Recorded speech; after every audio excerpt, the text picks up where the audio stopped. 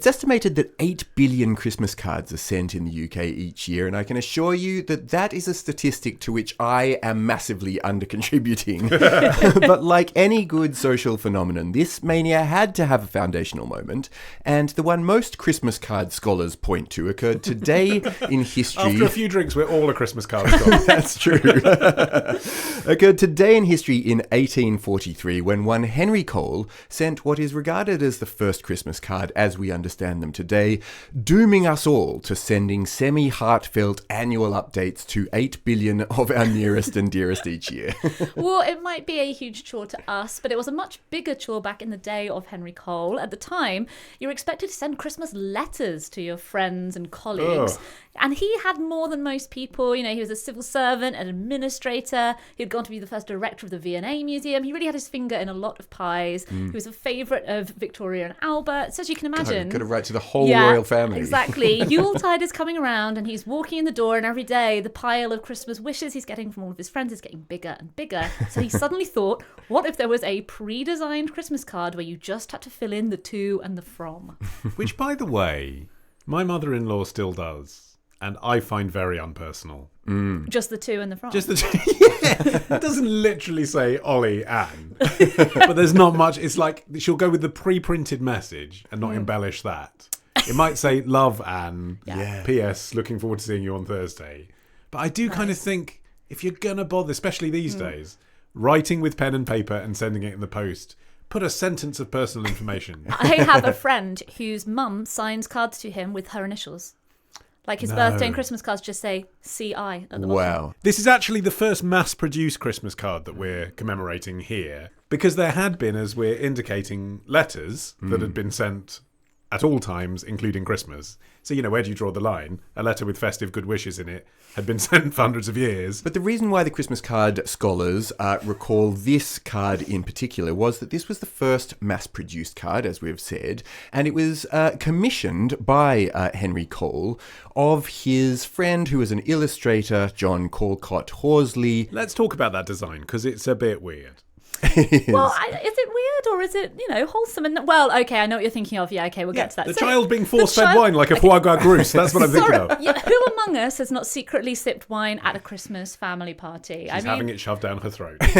In the spirit of fun. Oh, no, I think I read it a different way. I read it that she had grabbed the booze and she was taking a sip and her nanny was trying to wrestle it out of her hand. Okay. That's a very, you're trying to make it... Yeah, a bit more wholesome. Yeah, a bit more wholesome. Yeah. It depicts a family, a multi-generational family. Some sources actually say it depicts a Cole family, but it probably doesn't because the central couple in it are kind of like a patriarch, matriarch, grandparents, and he was only 35 at the time. This is a long time ago. You could probably be a grandfather at 35. Yeah. So it depicts them sitting around, eating, drinking, making merry, and yes, there is a little girl who's shown tipping a wine glass back in the background. And on either side, there are kind of depictions of giving alms to the poor. So it's Victorian charity, but that's really the only religious undertone, and it's not really religious. It's more just sort of tapping into something that a middle-class Victorian family would see as being part of Christmas. You have to do charity, for your inferiors. But, I mean, maybe it isn't a surprise because this is effectively the commercialisation of Christmas, isn't it? The Christmas card. So maybe it isn't a surprise that we see this sort of modern version of Christmas in there, stuffing yourself and gluttony whilst also rewarding the poor, but nothing about Jesus. But it's just interesting, isn't it, when people talk about now the commercialisation of Christmas. Oh, it's not what it used to be when I was a kid. 180 years ago. Still. 180 years ago. Identical. Yeah. And the message is a Merry Christmas and a Happy New Year to you. It's like there was an acknowledgement, I don't know if that was for commercial terms or whether it was just that people celebrated the two together, but an acknowledgement that this wasn't just about one day celebrating Jesus' birth, but like the festive season. And then, not now. It is the literal commercialisation of Christmas because you were literally buying them. It cost 6p for a black and white version, or you could, pay out $1 for a colour copy. That's savvy, isn't it? Well, yeah, and they actually had to be advertised because, obviously they weren't a product that existed already, but there was an awareness that this is something that would be useful, to busy thrusting people that couldn't reply to all of their Christmas letters. So an ad appeared for it in the literary magazine The Athenaeum, kind of explaining the purpose. It says, just published a Christmas congratulation card or picture emblematical of Old English festivity to perpetuate kind recollections between dear friends.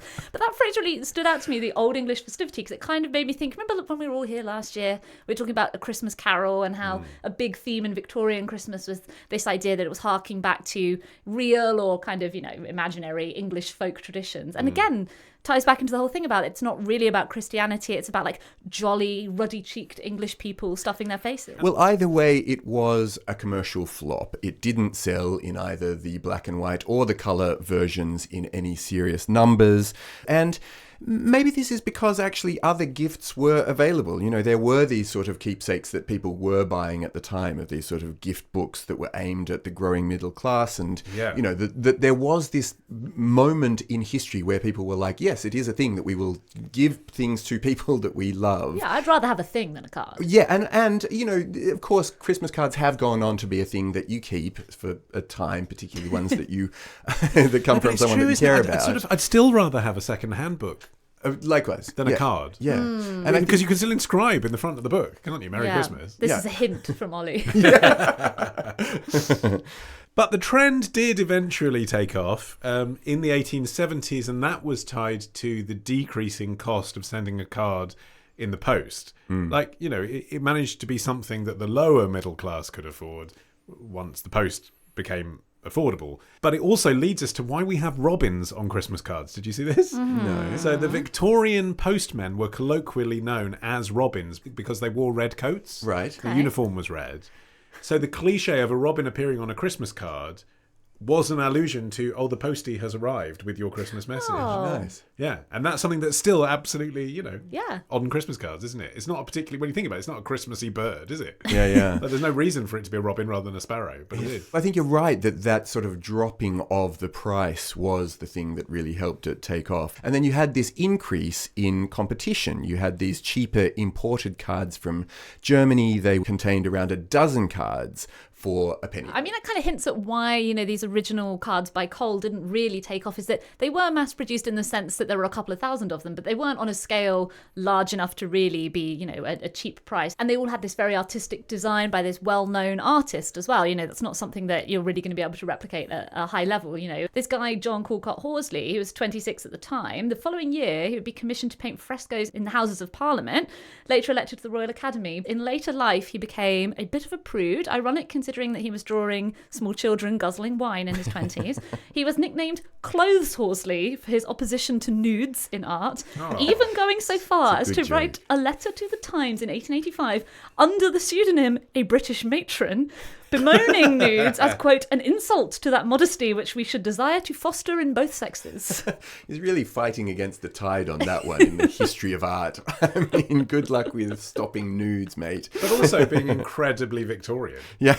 Inventing the Christmas card and clamping down on nudity. I mean, that's perfect. Speaking of Victorians, it's astonishing how much of the iconography you mentioned came from the Victorian era, and things like holly, evergreens, country churches, snowy landscapes, all of these things that now continue to feature on Christmas cards were all being pioneered right at the birth of Christmas cards in the first place. And maybe that's because not very much changes about Christmas after you've kind of refined it to its pure essence. Refining is the right word, because there was some iconography from this era that has not continued to appear on Christmas cards. Go on. Dogs, cats and rabbits were popular on Victorian Christmas cards, Okay. often wearing oversized bows alongside punning verses and satire and clowns. Oh, no, thank you. Or a rabbit in a bow, one or the other. I mean, one thing that has definitely changed is the actual format of the cards themselves. So these cards, and ones that would continue to be sold for decades afterwards, they were postcards, what we would call postcards. You didn't send them in an envelope. You sent them through the post. Everyone got to see them. Everyone could read what you'd written on them as well, which you'd probably stick to the to and from if you thought the postman was going to be reading it. That's true. That's a reason to do it, Anne, if you're listening. But for a long time, they remained in this format. It wasn't until 1915 when the brothers Joyce, Raleigh and William Hall of the Hall Brothers Card Company, later to become Hallmark, pioneered the folded up card in an envelope format. Did they? Yes, they did. So that people get really raunchy with their Christmas messages. That's something that Horsley definitely would have disapproved of. This episode first aired last year exclusively to members of Club Retrospectors. Join today and unlock a new episode this Sunday. Patreon.com/Retrospectors.